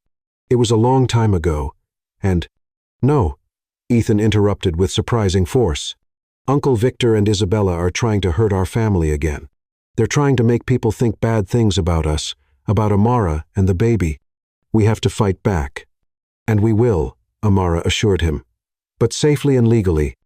These documents help us understand our past, and that understanding helps us protect our future, your sister's future. Gabriel added softly, placing his hand on Amara's bump. She'll grow up knowing the whole truth, how her grandfather fought for what was right, how her brother helped uncover the truth, how her family faced its past with courage. Ethan snuggled closer, placing his own small hand next to his father's. She's moving a lot tonight. She knows she's safe, Amara said. feeling overwhelming love for this brilliant, serious boy who had become so much more than a stepson. She has the best big brothers in the world looking out for her. Even if the Hamiltons try to hurt us again, especially then, Gabriel promised, we're Vaughns. We face our challenges together. Later, after Ethan had gone to bed, Gabriel and Amara lay awake, discussing their next steps. We'll need to move carefully, she said, legal mind working despite her exhaustion. These documents prove historical corporate malfeasance, but more importantly, they show a pattern of Hamilton family behavior. Using these might hurt the company's reputation, Gabriel warned, bringing up the past. The past is already being brought up, she pointed out. Better to control the narrative, show how Vaughn Hospitality learned and grew. Your father's legacy deserves to be known, not as a victim, but as a champion of progress. He pulled her closer, their daughter nestled between them. When did you get so wise? Around the time your son taught me that the truth, however difficult, is always worth fighting for. Outside their window, Atlanta's lights twinkled like stars, while inside, a family strengthened by trials and truths held each other close, preparing for whatever battles tomorrow might bring. Their daughter kicked again, a reminder that the future was worth any fight, any sacrifice, any confrontation with the shadows of the past. The truth, like their love, would prevail. The Vaughn legacy would be one of progress, justice, and family, a legacy their daughter would be proud to inherit. Chapter 9. Love against all odds. At 28 weeks pregnant, Amara woke to an unsettling sensation. The late autumn sun was just beginning to rise over Atlanta, painting her and Gabriel's bedroom in soft golden light. Something felt wrong. She's quiet this morning, she whispered, trying to keep the worry from her voice. Their daughter usually greeted the morning with enthusiastic movement. Before Gabriel could respond, a sharp pain lanced through her abdomen. She gasped, clutching her stomach. Amara? Gabriel was instantly alert. All traces of sleep gone. Something's wrong. The words caught in her throat as another pain hit. The baby. He was already moving, calling for Mrs. Lopez while helping her sit up. Noah appeared in the doorway first, his artistic sensitivity having somehow alerted him to the family crisis. We have to sing to her, he insisted, placing his small hand on Amara's belly. She always moves when we sing. Ethan joined them, taking in the scene with remarkable composure. Instead of panicking, he moved to the bed with determined calm. Scientific studies show that at 28 weeks, fetuses recognize and react to family voices. The drive to Atlanta Memorial was tense but controlled. The twins sat quietly in the back seat, still occasionally humming their sister's lullaby. Gabriel broke every speed limit, but his hand remained steady on Amara's, anchoring her through each wave of pain. Doctor. Carter met them at the emergency entrance, her familiar face bringing some comfort. Initial tests revealed the baby was in distress, her heartbeat irregular. Amara's blood pressure had spiked dangerously high, and the pain was coming from early contractions. Preeclampsia. Doctor. Carter explained gently. We need to get your blood pressure down and stop those contractions. 28 weeks is too early for this little one to make her debut. Through it all, the twins remained steadfast. Noah filled page after page with drawings. The baby as he imagined her. Amara surrounded by protective angels. The whole family together. Ethan kept meticulous notes on every medical reading, asking intelligent questions that impressed even Dr. Carter. The contractions are slowing. The doctor reported late that afternoon. But we'll need to keep you here for observation, Amara. Bed rest for at least a few weeks. A few weeks? Amara's legal mind immediately went to her cases, the ongoing investigation into Vaughn Hospitality's history, all the preparations still needed for the baby. Non-negotiable, Gabriel said firmly. We'll handle everything else. I can bring your work files, Ethan offered, and help organize them like you taught me. I'll decorate your hospital room, Noah added. Babies like pretty things to look at. I read that in one of the books. As sunset painted the hospital room in shades of pink and gold, Amara watched her family settle in for the night. Gabriel had arranged for a small sofa bed, refusing to leave her side. The twins had created a nest of blankets nearby, their homework spread around them as they worked on a joint project. Ethan researching preeclampsia while Noah illustrated what he learned. "Look," Noah said suddenly, pointing to the fetal monitor. "Her heartbeat gets stronger when we talk. She knows we're here." Around midnight, Amara felt a familiar flutter. "She's moving," she whispered excitedly. The whole family woke instantly, even half asleep. The twins maintained their now familiar positions, Noah singing softly while Ethan checked monitors. "Strong movements," he reported with satisfaction. "Regular patterns, suggesting normal fetal behavior." Dr. Carter, doing her midnight rounds, smiled at the scene. "Your daughter is lucky to have such dedicated brothers, and such a strong mother and a father who's been through this before," Amara added, watching Gabriel's face as he felt their daughter move. "The circumstances were different with the boys," Gabriel said quietly. "Eleanor's pregnancy was difficult from the start. When the complications started," he trailed off, old grief mixing with present worry. The twins had never heard much about their mother's final days, but something in their father's voice made them move closer, offering silent support. "But this is different," Ethan said firmly. "Amara is strong, and we know what to watch for now, right, Dr. Carter?" "Absolutely right," the doctor confirmed. "Your mother's condition was very different, and medicine has advanced significantly. We're just being extra careful with your sister." A week into their hospital stay, Ethan made an announcement. "I think I want to be a doctor," he declared, "specifically a perinatologist, a fetal medicine specialist." Noah translated proudly. "He's been studying with Dr. Carter." The moment was interrupted by a text notification. Gabriel checked his phone, his expression darkening. "Hamilton," Amara asked, recognizing his reaction. "Isabella has been talking to the press," he said, "suggesting that your condition is proof the Vaughn line is cursed, that Eleanor's death, and now your complications." "That's stupid," Noah interrupted fiercely. "Our sister isn't cursed. She's strong, like Amara, and like Eleanor." Ethan added quietly, "Dad says she fought really hard to give us life. That's what Vaughns do. We fight for family." As if in agreement, the baby gave a strong kick that everyone could feel. The next week brought good news. Amara's blood pressure stabilized, the contractions stopped completely, and Dr. Carter began discussing discharge plans. That night, as the hospital room finally quieted, Gabriel held her close on the narrow bed. "I was so scared," he admitted. "When Eleanor, I couldn't do anything but watch her slip away.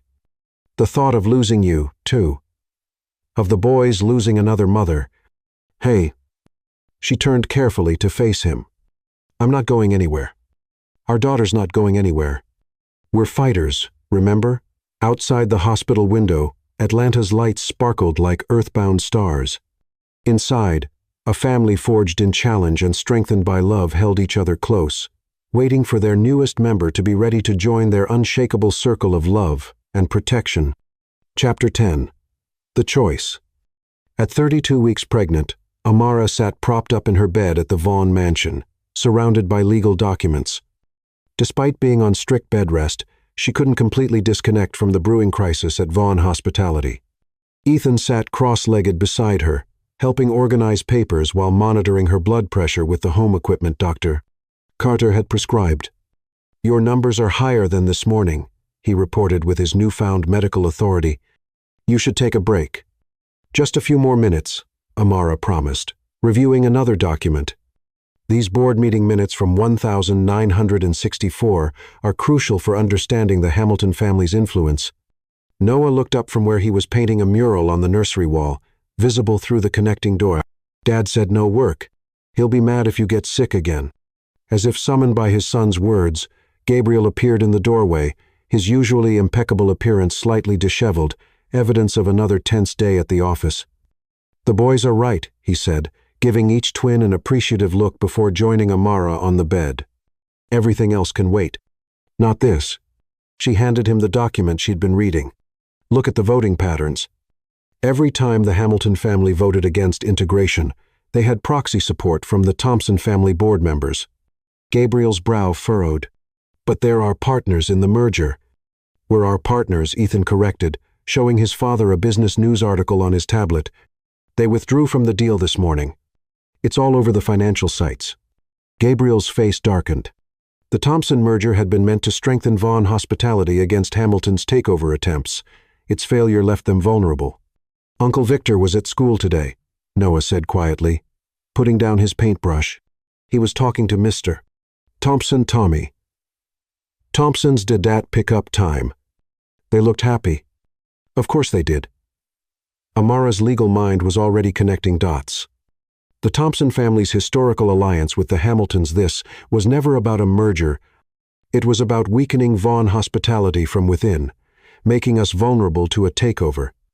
Gabriel finished, while simultaneously threatening to expose the company's segregation-era history if we resist. Ethan, who had been unusually quiet, suddenly spoke up. But we have proof now about Grandpa Gabe trying to fix things, about the Hamiltons being the real bad guys. We could tell everyone.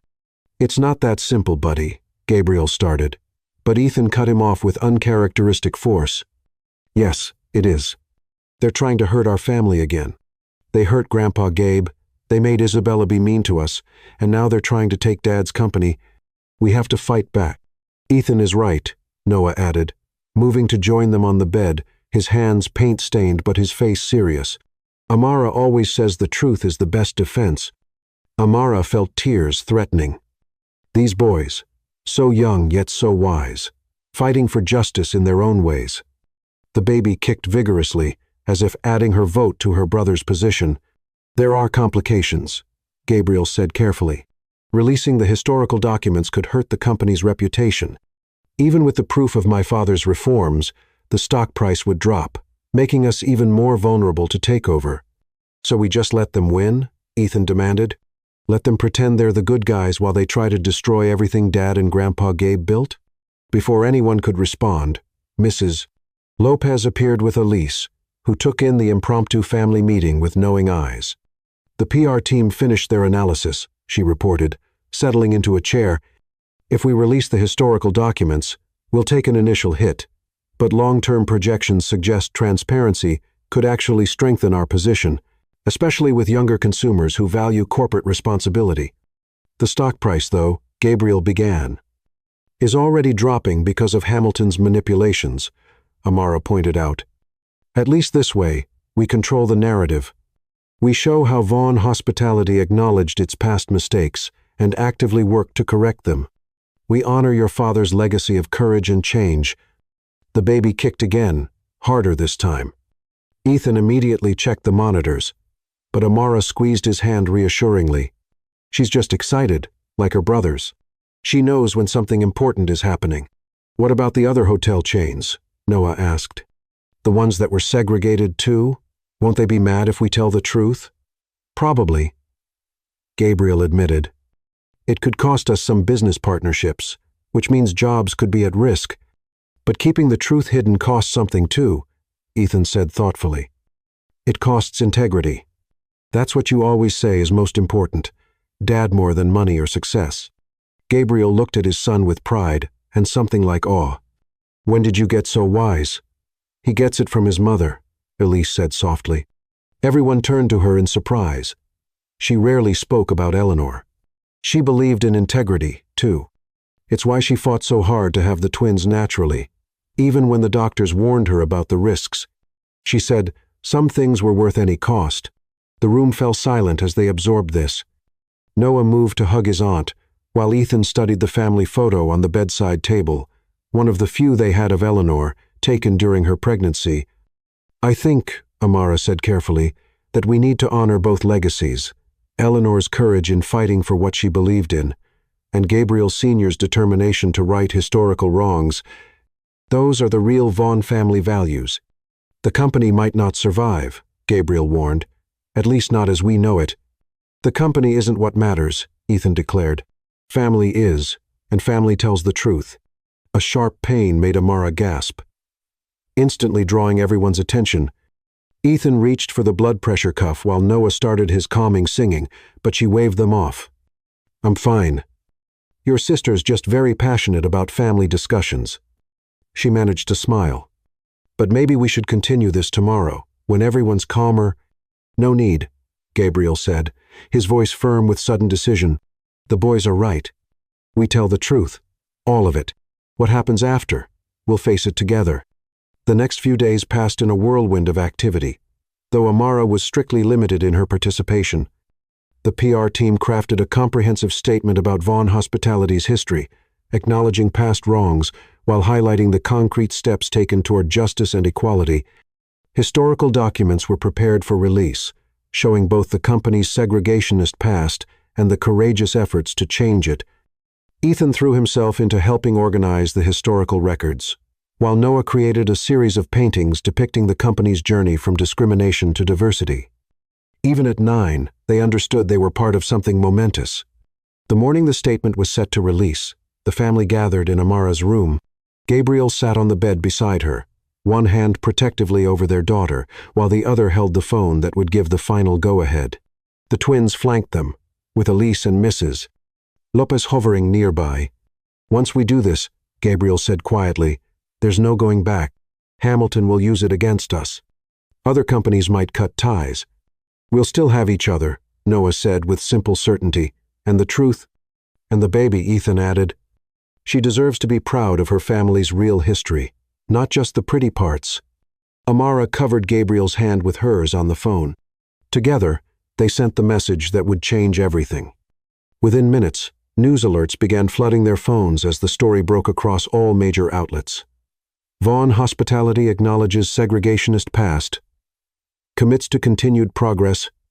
Ethan read from his tablet. "The stock's already dropping. But look at social media." Noah countered, showing them his aunt's phone. "People are saying good things about us being honest. Someone called us brave." The baby kicked energetically, making everyone laugh despite the tension. "She approves," Amara said, then winced as another pain hit. "Blood pressure's up," Ethan reported instantly. "Dad, she needs to rest." "Everyone out, Mrs. Lopez ordered. "Let your father handle the business calls somewhere else. Amara needs quiet." As the room cleared, Gabriel lingered. "I couldn't have done this without you," he said softly. "Your strength, your integrity, you've made us all better." "We did it together," she corrected, "as a family." Later that night, unable to sleep despite exhaustion, Amara heard quiet voices from the twins' room. She waddled carefully to their door, Gabriel hovering protectively beside her. "Do you think Grandpa Gabe is proud of us?" Noah was asking. "For telling the truth?" "Yes," Ethan answered with certainty, "and Mom, too. And the baby will be proud when she's old enough to understand." "We should name her Eleanor," Noah suggested. "After Mom." "No," Ethan said thoughtfully. "She should have her own name, but maybe Faith, because that's what she gave us, faith that good things can come from hard times." Gabriel's arms wrapped around Amara from behind, both of them fighting tears as they listened to their son's wisdom. "Faith Vaughn," Amara whispered, feeling their daughter move at the sound of her name, perfect for a girl born from love, truth, and courage. The choice had been made. Whatever tomorrow brought, stock prices and business partnerships, media scrutiny and public opinion, they would face it together, strengthened by truth and bound by love that transcended blood and time. Faith kicked again, strong and sure, ready to join a family that had chosen integrity over ease, truth over profit, love over fear. The Vaughn legacy would be one of honesty and progress, a story of redemption and growth that their daughter would one day tell with pride. Chapter 11. The Truth Emerges. At 36 weeks pregnant, Amara waddled through the Vaughn Mansion's library, finally cleared for light activity by Dr. Carter. The morning sun streamed through tall windows, illuminating the family photos that now included her. Professional shots from the pregnancy announcement, candid moments with the twins, the whole family gathered around ultrasound images of Faith.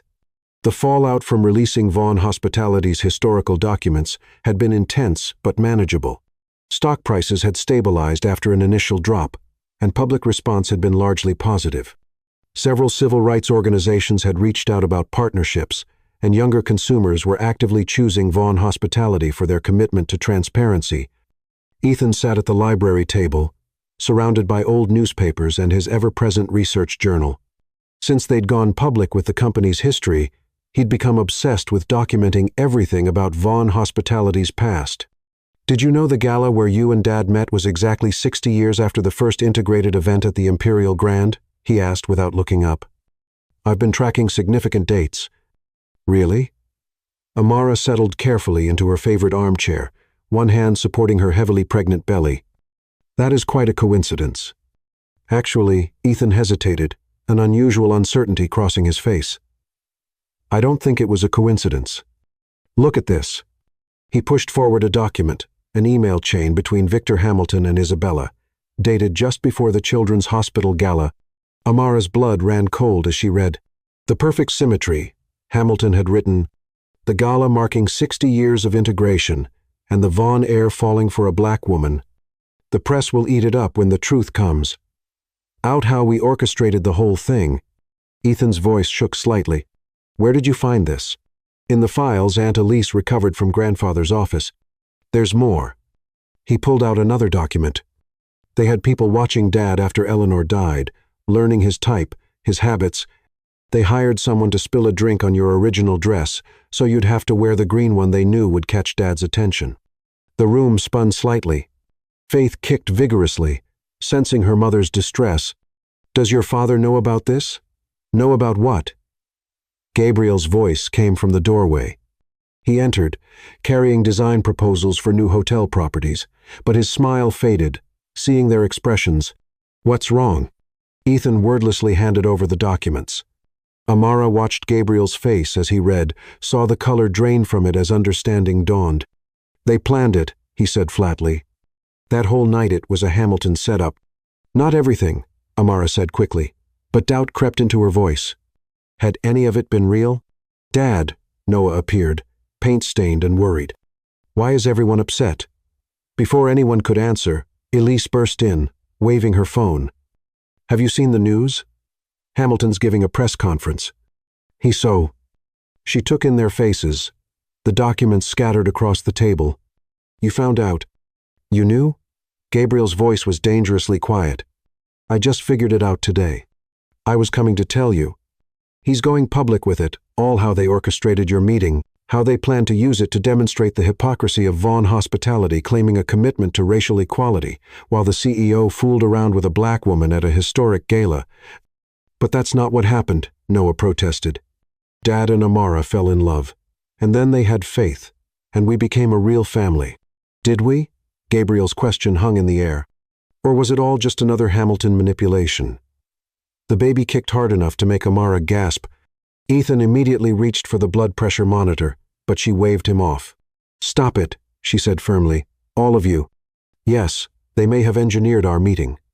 They may have chosen my dress and arranged the circumstances, but they didn't create what happened after. They couldn't control how we felt, Noah said, wisdom beyond his years in his voice. Or how the baby would bring us all together. Or how much we love you, Ethan added quietly. That's real, even if the beginning wasn't. Gabriel sank into a chair, looking lost. I should have known. It was too perfect the way you challenged me in business but understood about the boys, how you fit into our family so seamlessly. Gabriel Vaughn. Amara struggled to her feet. Pregnancy awkwardness forgotten in anger. Are you saying you think I've been part of their plan? That everything the boys, the baby, our life together has been fake? No, I just what? Think Hamilton somehow orchestrated your sons choosing to love me, arranged for Ethan to become passionate about medicine because of his sister, planned for Noah to paint nursery murals and sing to Faith every night? The twins moved to flank her protectively, the gesture so natural and unconditional, it brought tears to her eyes. Dad's scared, Noah explained softly, like when we were little, and he wouldn't date anyone because he was afraid of losing them, like Mom. But we're not losing Amara, Ethan said with fierce certainty. Or Faith. They're ours now, no matter how they came to us. Gabriel looked at his Sansone, artistic and empathetic, one logical and protective, both wise beyond their years then at Elise, who had helped raise them in Eleanor's absence, and finally at Amara, radiant with their daughter, strong and sure despite everything. I'm an idiot, he said simply. Yeah, Amara agreed, but she was smiling, a lucky idiot who got manipulated into meeting the love of his life. And having the best baby sister ever, Noah added. Who has the most dedicated medical monitor in Atlanta? Ethan said. brandishing his blood pressure cuff. Speaking of which, Amara submitted to his examination, exchanging fond looks with Gabriel over their son's serious focus. Faith kicked energetically, making Ethan frown at his readings. "Her movements are affecting the numbers," he reported. "You should sit down." "Actually," Amara said, recognizing a different sensation, "I think my water just broke." The next few hours were controlled chaos. Dr. Carter was called, hospital bags were gathered, and Mrs. Lopez took charge of the household arrangements. Through it all, the twins remained steadfast, using their practiced roles. Ethan monitoring vital signs, while Noah provided artistic distraction. In the delivery room, as contractions intensified, Amara held tight to Gabriel's hand. "I want the boys here," she gasped. "When it's time, they should meet their sister first." "Are you sure?" "After Eleanor." "Exactly. They lost their mother in a delivery room. They should see that it can be different, that faith is bringing life and joy, not taking it away." "Doctor." Carter agreed, and soon the twins were suited up in surgical gowns, their faces a mix of excitement and anxiety. "Remember what we practiced," Ethan instructed his father. "Breathing patterns are essential for optimal oxygen flow. And Faith likes when we sing to her," Noah added. "It might help her not be scared of being born." Hours passed in a blur of pain, love, and family support. Noah sang softly while Ethan monitored machines with Dr. Carter. Gabriel alternated between coaching Amara's breathing and assuring the twins that everything was proceeding normally. Finally, with one last push and a powerful cry, Faith Eleanor Vaughn entered the world. Dr. Carter placed her immediately on Amara's chest, where she quieted, recognizing the heartbeat she'd grown beneath. "She's perfect," Gabriel whispered, tears streaming unashamedly down his face. The twins crept closer, awe in their expressions. "She has Amara's curls," Noah noted, touching one tiny dark ringlet. "And Dad's eyes," Ethan added, the Vaughn blue. "But her skin is like mine," Amara said softly, "a perfect blend of both of us." "Like how our family is a blend," Noah said, "different pieces making something beautiful." As if on cue, Faith opened her eyes. Indeed, the same ice blue as her father and brother Sand seemed to study each face in turn. "Hello, little sister," Ethan said formally. "I've been monitoring your progress for approximately 252 days, and your vital signs are excellent." "I painted your whole room with butterflies," Noah informed her, "because butterflies are free and beautiful and special, like you." Watching her sons bond with their sister, Amara felt tears spill over. Gabriel kissed them away, his own eyes wet.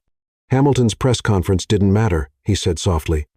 By the time he went public, social media was already flooded with photos of Faith's birth, the story of love transcending manipulation, of family bonds stronger than any scheme. The public response has been overwhelming. Elise reported from her phone.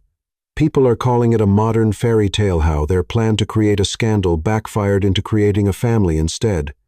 "Because they didn't understand," Ethan said, still counting Faith's fingers and toes. "You can't fake love, not real love like we have." "Or orchestrate family," Noah added, sketching his new sister's profile. "It just happens, like art. You can try to control it, but the heart does what it wants." Faith chose that moment to grip Ethan's finger while reaching for Noah with her other hand, making everyone laugh. "She's already bringing people together," Amara said softly, "like she has since the beginning." Later, as the twins finally slept on the hospital room sofa and Faith dozed in her bassinet, Gabriel held Amara close. "I'm sorry I doubted. Even for a moment," he whispered. "Hamilton may have orchestrated our meeting, but everything that matters falling in love, building this family, creating faith that was all us." "And the boys," Amara added. "They chose to love me, to want this baby, to fight for our family. No one could plan that kind of love." Speaking of fighting, he smiled against her hair. "Wait until you hear what Ethan did. Apparently, he's been documenting Hamilton's attempts to manipulate the company for months. His research journal is practically a legal brief." "Of course it is," she laughed softly. "Our little doctor lawyer in training." Faith stirred, making tiny snuffling sounds. Before either parent could move, Both twins were awake and attending to their sister. "She just wants to be sung to," Noah said confidently, starting their special lullaby. "And her temperature is optimal," Ethan reported, hands gentle as he adjusted her blanket. Watching their sons care for their daughter, Amara and Gabriel held each other close. Let Hamilton think he had orchestrated their beginning. The love that grew from that night between partners, between parents and children, between brothers and sister, was more powerful than any scheme. The truth had emerged, not as a weapon to destroy them, but as proof that real love could grow even from artificial beginnings. Faith's birth hadn't just added to their family. It had proven beyond doubt that their bonds were unbreakable, their love unstoppable, their future bright with promise. Chapter 12. Full Circle. The Imperial Grand Hotel's ballroom sparkled with 1,000 memories as Amara stood before the floor-length mirror, admiring the way her wedding gown caught the light. The emerald green sash around her white dress honored the color that had started their story 1 year ago. 3-month-old Faith slept peacefully in her matching green bassinet, dark curls framing her perfect face. "You look like a queen," Noah whispered, adding final touches to the sketch he'd been working on all morning. At 10 years old, he'd insisted on documenting every moment of the wedding preparations through his art. "Everything's perfectly on schedule," Ethan reported, consulting his meticulously detailed timeline. "Faith's nap will end exactly 15 minutes before the ceremony, ensuring optimal alertness for the photographs." Amara knelt carefully in her gown, gathering both boys close. "Thank you. Both, not just for today, but for everything. For accepting me. For loving your sister. For making us a real family." "We didn't just accept you," Ethan said seriously. "We chose you, like you chose us. And now everyone will know," Noah added, "when you become officially our mom." The door opened to admit Elise, resplendent in her maid-of-honor gown. "It's time. Are you ready?" Amara looked at her reflection, one last Timino just a bride, but a mother of 3, a successful lawyer, a woman who had found love in the most unexpected place and fought to keep it. More than ready. The ceremony was held in the same ballroom where Gabriel and Amara first danced, but where that night had been full of uncertainty and hidden truths, today shone with honesty and joy. The guests rose as the doors opened, but it wasn't Amara who entered first. Ethan and Noah walked down the aisle together, pushing Faith's bassinet. They had insisted on this arrangement, wanting to physically demonstrate how the children were central to this union. Faith woke right on Ethan's scheduled time, her blue eyes bright as she took in the scene. Then Amara appeared, and Gabriel's breath caught. Just as it had that first night, she moved down the aisle with grace and purpose, but her eyes were not on the decorations or guests. They fixed on her family waiting at the altar, the man she loved and the children who had become her own. The ceremony itself was brief but meaningful. The twins had helped write the vows, insisting on adding promises not just between bride and groom but between parents and children. "I choose you," Gabriel said softly, his voice carrying in the hushed ballroom, "not because of fate or manipulation or circumstance, but because of who you are. The woman who challenges me in the boardroom and soothes our daughter at midnight, who taught Ethan about legal precedents and Noah about color theory, who made us whole in ways we never knew we were broken." Amara's voice was steady despite her tears.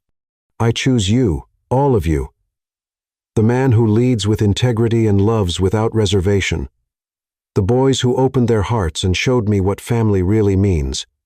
The life we've built from unexpected beginnings. I choose us, exactly as we are." The twins stepped forward with the rings, Ethan carrying them on a precisely measured cushion, Noah having designed their unique intertwined pattern. "And we choose you," they said in unison. A practiced moment that still brought fresh tears to every eye, as our parents, our family, our home. Faith chose that moment to coo happily, making everyone laugh. Her timing, like everything else about her, was perfect.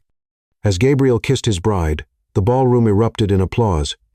Through the windows, Atlanta's skyline provided a backdrop to their joy, the same view that had witnessed their first night together, now blessing their official union. The reception that followed was a celebration not just of marriage but of triumph. Vaughn Hospitality's board members raised toasts to their reformed company's success. Civil rights leaders praised their courage in confronting the past. But the most meaningful moments were the smallest ones. Ethan organizing the table settings with scientific precision while explaining to guests how he'd calculated the optimal seating arrangement for maximum social interaction. Noah adding artistic flourishes to the place cards, each one personalized with sketches of the guests. Faith being passed between adoring family members, her Vaughn blue eyes taking in everything with her usual calm intelligence. As the sun set, casting golden light through the ballroom's historic windows, Gabriel led Amara onto the dance floor. The same quartet from that first night began to play. But this time, there were no secrets between them, no hidden agendas or uncertain futures. "Look," Amara whispered, nodding toward their children. Ethan was methodically documenting the day's events in his research journal. While Noah sketched the dancers, Faith watched her brothers from Elise's arms, completely content in her family's presence. "Perfect," Gabriel agreed, "exactly as it should be." They danced as the light faded and stars began to twinkle over Atlanta, their family whole, their love triumphant, their future as bright as the diamonds that now graced both their hands. The Vaughn legacy had been transformed, not by corporate mergers or business deals, but by the simple, overwhelming power of love chosen freely, truth faced bravely, and family embraced completely. And in that moment, in that ballroom where it all began, their story came full circle, not an ending, but a culmination of choices made, battles fought, and love that had grown strong enough to weather any storm. The last light of day caught Faith's dark curls and blue eyes, Ethan's serious smile, Noah's artistic hands, Gabriel's proud stance, and Amara's joyful tears. Together, they had written a new chapter in the Vaughn history, one that would be remembered not for corporate triumphs or social position, but for the simple, profound truth that love, freely chosen and fiercely protected, could bridge any divide and heal any heart. The music faded, but their joy remained, as eternal as the stars now shining over the city where their story had begun and where it had found its perfect completion.